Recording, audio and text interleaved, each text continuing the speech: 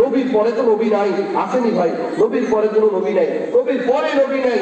এখন আমাদেরকে, আমরা মুসলমান হয়ে আমাদেরকে স্লোগান দিতে হয় নবীর পরে নবী নাই, সংসদে আইন চাই। আর কার কাছে আইন চাই?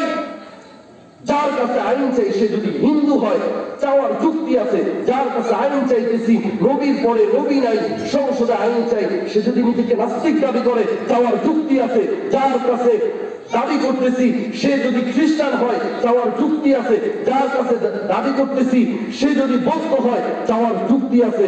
কিন্তু মুসলমানের দেশে যেই দেশের মধ্যে 100-র মধ্যে 80% মুসলমান, এই দেশে স্বাধীনতার 53 বছর পরে এসেও দাবি জানানো লাগে নবীর পরে নবী নাই, সংসদে আইন চাই।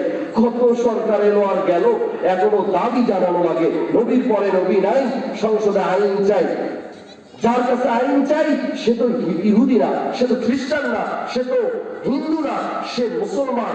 আবার কি বলে 5 ওয়াক্ত নামাজও পড়ে। আবার কি বলে, কেউ আবার ব্যঙ্গ করে যে 76 হাদিসও জানি, কেউ আবার বলে তাহাজ্জুদ মিস হয় না, কেউ আবার বলে মদিনা শরফে দেশ চলবে, এমন ভাবে ব্যঙ্গ করে করে করে আমাদেরকে শোনানো হয়। তারপরেও নবীর পরে নবী নাই, সংসদে আইন চাই। নবীর পরে নবী নাই, নবীর পরে নবী হতে পারে, কাজিয়ায়ে হক হলে হতে পারে। এমন আকীদা নিয়ে যদি কেউ নামাজ পড়ে, ও নামাজ পড়লেও কাফের, রোজা করলেও কাফের, হজ করলেও কাফের, যাকাত দিলেও কাফের, সদকা দিলেও কাফের, পর্দা করলেও কাফের, নবীর পরে নবী না, নবী হবে এমন আকীদা নিয়ে ইবাদত করলে ও কাফের কাফের কাফের।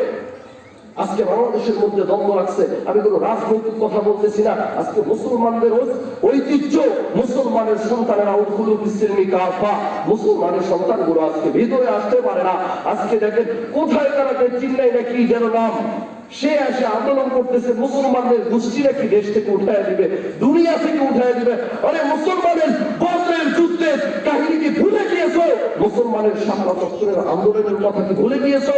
মুসলমানের যে সমস্ত টঙ্গীর ময়দানের কথা কি ভুলে গিয়েছো? মুসলমানের এরাবিয়ানরা যেভাবে মুসলমান রাষ্ট্র কায়েম করেছিল, এগুলো কি ভুলে গিয়েছো?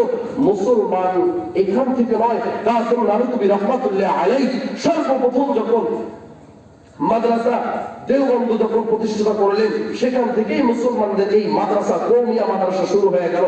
আর আজকে এসে এই হিন্দু, এই বৌদ্ধ, খ্রিস্টান গুলো বলতেছে মুসলমানকে দেশ থেকে উঠায় দিবে। শুনলেও হাসি মারে, যাদের কোনো অস্তিত্ব নাই তারা বলে মুসলমানদেরকে দেশ থেকে উঠায় দিবে। আল্লাহ তাআলা কোরআনের মধ্যে পরিষ্কার করে বলে দিয়েছেন, ওয়াল্লাযীনা জাহাদু ফীনা লানাহদিয়ান্নাহুম সুবুলানা।